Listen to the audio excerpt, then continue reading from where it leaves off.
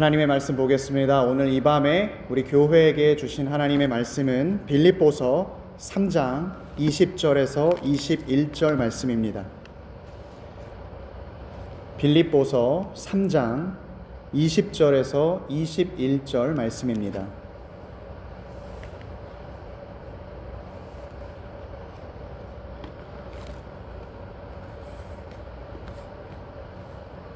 우리 다 찾으신 줄 알고 하나님의 말씀 한 목소리로 봉독하도록 합니다. 그러나 우리의 시민권은 하늘에 있는지라 거기로부터 구원하는 자 곧 주 예수 그리스도를 기다리노니 그는 만물을 자기에게 복종하게 하실 수 있는 자의 역사로 우리의 낮은 몸을 자기 영광의 몸의 형체와 같이 변하게 하시리라. 아멘. 저는 오늘 본문 말씀을 통해서 영광으로 변화될 몸을 기다리라 라는 제목으로 말씀 선포토록 하겠습니다. 죽음은 모든 인간이 마주해야 하는 근본적인 문제입니다. 죽음에는 누구나 예외가 없다는 점에서 보편적이고 또 어떤 것으로도 막을 수가 없다는 점에서 실제적입니다. 우리가 인류의 역사를 살펴보게 되면 많은 사람들이 이 죽음의 문제를 해결하려고 애쓰고 노력했습니다. 그러나 우리가 잘 알고 있듯이 모든 시도들이 전부 다 실패하고 말았습니다. 그래서 사람들이 결국 이 죽음에 대해서 선택한 것이 무엇이냐 하면 쾌락주의 또는 허무주의였습니다. 내가 결국에는 죽을 수밖에 없으니까 살아있는 동안 즐겁게 살자, 먹고 마시며 즐기자 하는 방탕한 삶을 살거나 어차피 죽을 텐데 오늘 열심히 살아서 무엇하나 비관적이고 무기력한 삶을 사는 일이 죽음에 대한 일반적인 반응이었습니다. 그러다가 현대에 들어와서는 여러 학문들이 이 죽음의 문제를 해결하고자 도전장을 내밀었습니다. 철학은 죽음을 재정의했습니다. 우리가 죽는다는 것은 소멸하는 것이 아니라 사라지는 것이 아니라 다른 사람의 기억 속에서 남아있는 것이다. 그래서 죽음은 잊혀질 때 비로소 나타나는 것이다 라고 말했습니다. 또 과학에서는 우리가 죽은 이후에 사라지는 것처럼 보이지만 실제로 우리 안에 있는 이 모든 에너지들이 세상과 다시 하나가 되는 것이니까 죽는 것은 없는 것이다 라고 말하기도 했습니다. 그러나 이러한 시도들이 여전히 우리의 마음을 시원하게 해주지 못하는 이유는 우리가 원하는 것은 단순히 이 죽음에 대한 어떤 두려움을 경감시키는 개념이나 설명이 아니라 죽음을 이기는 생명이기 때문입니다. 그런데 많은 사람들은 이 세상에는 죽음을 이기는 생명이 없다라고 말합니다. 왜냐하면 그들에게는 이 세상만이 전부요, 지금 살아가는 현실만이 가장 중요하기 때문입니다. 그래서 그들은 죽음 뒤에는 어떠한 것도 알 수도 없고 존재하지도 않는다라고 말했습니다. 그러나 성경의 말씀은 우리에게 전혀 다른 것을 증거하고 있습니다. 부활이 있다고, 죽은 다음에는 생명이 있다고 말씀하고 있습니다. 예수님께서는 죽음에 예외가 없었듯이 우리가 경험할 부활에도 예외가 없다라고 말씀해 주셨습니다. 당신께서 이 땅에 다시 오셨을 때에 무덤 속에 잠자는 모든 자들이 주님의 목소리를 듣고 일어나게 된다 말씀하셨습니다. 놀라운 것은 믿는 자나 믿지 않는 자나 다 상관없이 일어나게 된다는 것입니다. 우리는 흔히 믿는 사람만 부활한다라고 생각하지만 주님께서는 믿는 자나 믿지 않는 자나 다 부활한다고 말씀해 주셨습니다. 다만 그 목적이 다를 뿐입니다. 믿는 자는 생명의 부활로, 믿지 않는 사람은 죽음, 또 심판의 부활로 나오게 되는 것입니다. 죽음이 보편적이고 실제적이었던 것처럼 우리가 경험할 부활도 실제적이고 보편적입니다. 그런데 부활에 대해서 우리가 느끼는 어려움과 곤란함이 있습니다. 왜냐하면 우리는 부활을 보지도 못했고 경험해보지도 못했기 때문입니다.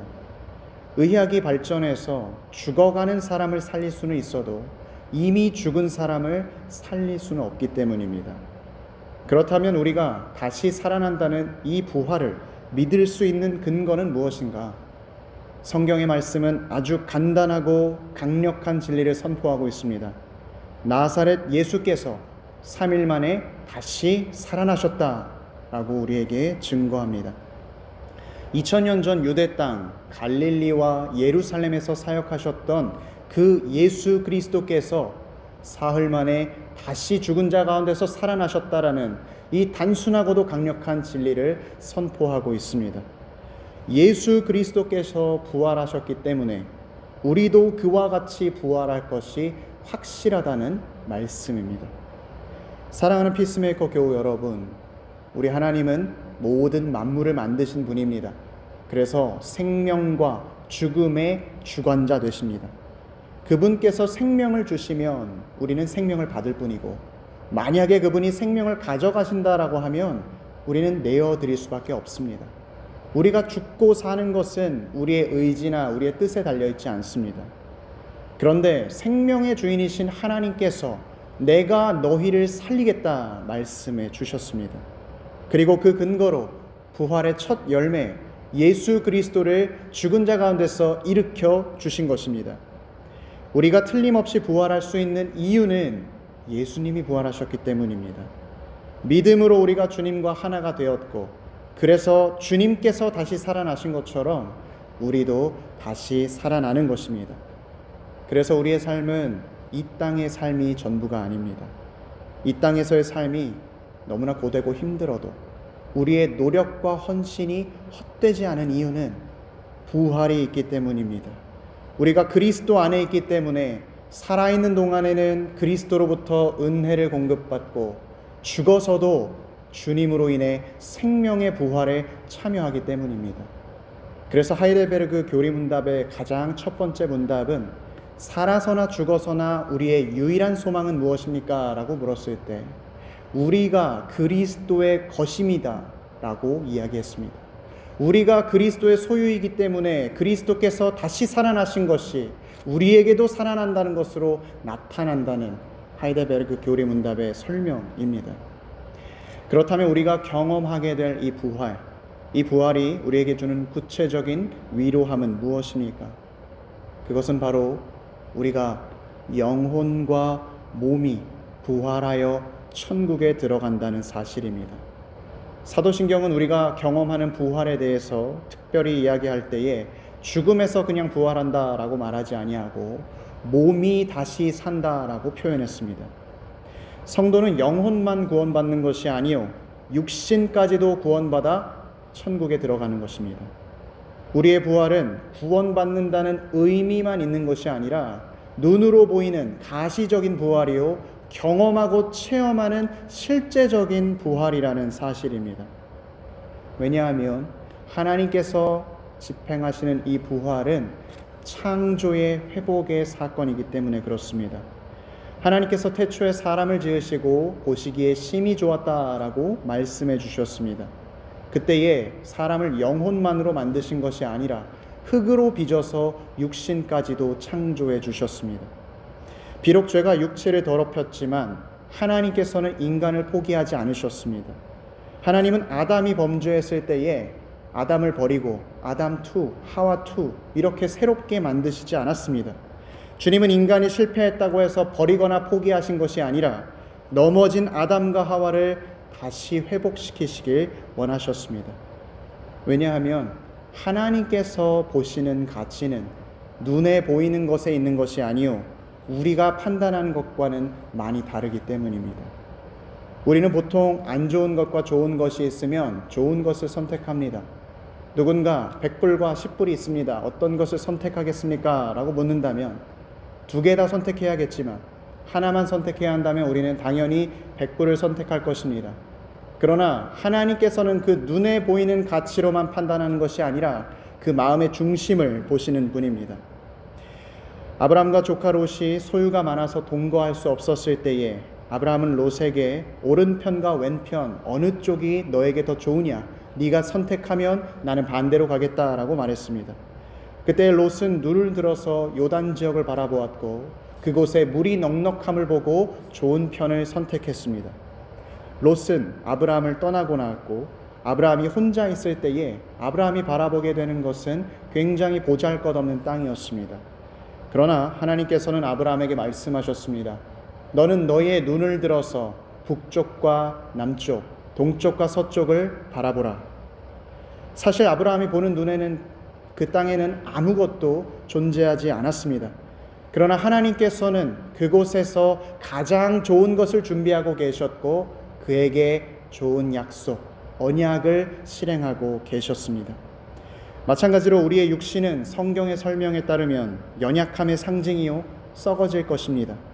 원래대로라면 더러움이 없고 악함이 없는 천국에는 우리의 육신이 들어갈 수가 없습니다. 천국에 들어가려면 우리의 죄악된 육신은 다 버려야 합니다. 그런데 바울 사도는 오늘 본문 말씀에서 증거합니다. 그는 만물을 자기에게 복종하실 수 있는 자의 역사로 우리의 낮은 몸을 자기의 영광의 몸의 형체와 같이 변하게 하시리라. 주님께서는 권능으로 우리의 낮은 몸을 새롭게 하셔서 우리의 몸까지도 구원해 주신다 약속해 주신 것이죠.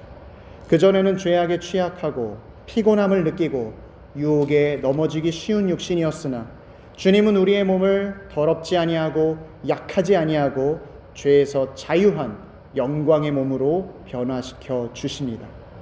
그래서 우리가 경험하게 될 이 부활의 몸은 배고픔도 목마름도 피곤함도 느끼지 않는 강한 몸이요 질병도 노화도 죽음도 경험하지 않는 신령한 몸입니다.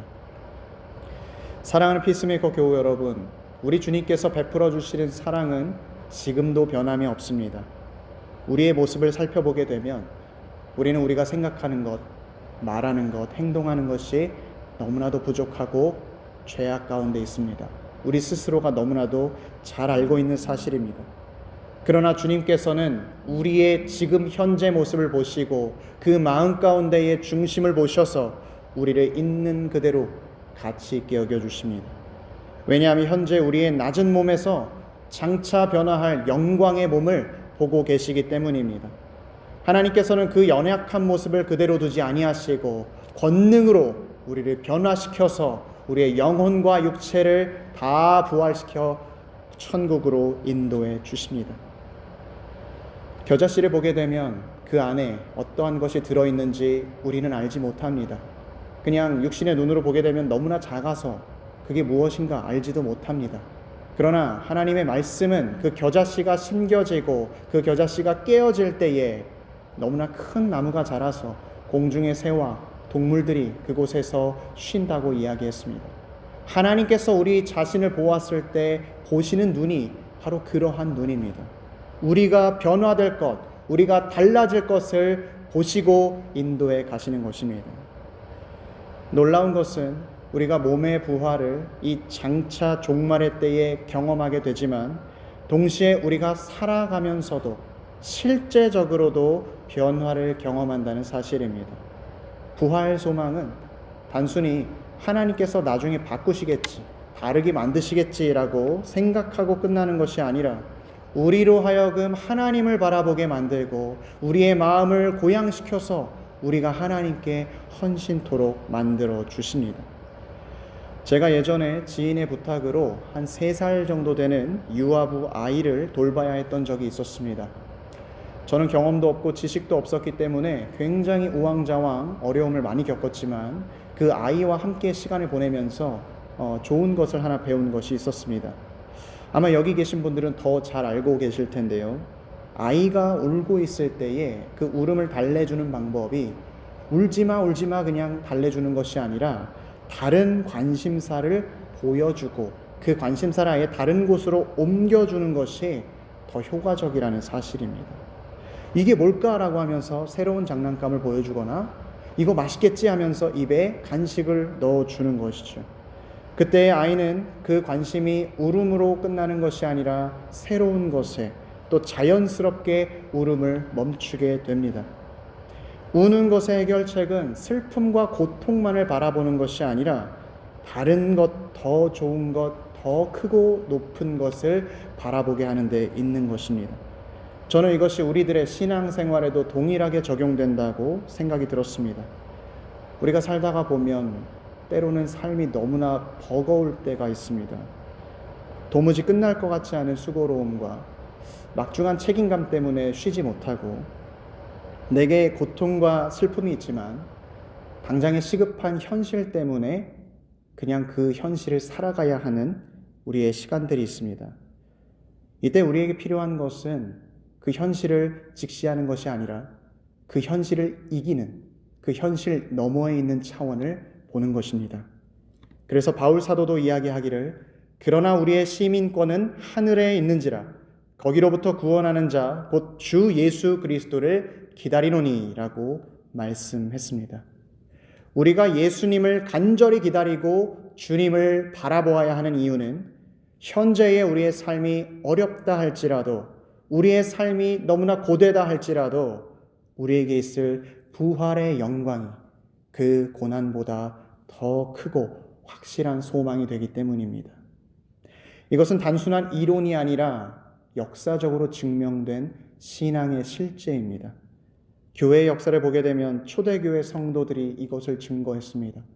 로마 제국의 엄청난 박해와 압박에도 불구하고 심지어 그들은 사자와의 결투에서도 십자가에 매달려 산채로 불에 태워져야 할 때도 입술에서 찬양을 멈추지 않았습니다. 그들의 눈에 보이는 것은 두려움과 어려움이 아니라 장차 내가 부활하여 주님과 함께 천국에 들어간다는 사실이었기 때문입니다. 그렇다면 부활을 소망하는 우리들은 오늘날을 어떻게 살아가야 하겠습니까? 바울 사도는 편지를 하면서 말하기를 너희의 몸으로 하나님께 영광을 돌리라 라고 말했습니다. 하나님께 영광을 돌린다는 것은 단도직입적으로 말씀드리면 예배한다는 뜻입니다. 우리가 예배 없이 하나님께 영광 돌릴 수 있는 그러한 일은 없습니다. 그래서 부활을 경험하고자 하는 성도는 나를 살리시고 앞으로 또다시 나를 살리실 주님께 날마다 신령과 진정으로 예배해야 합니다.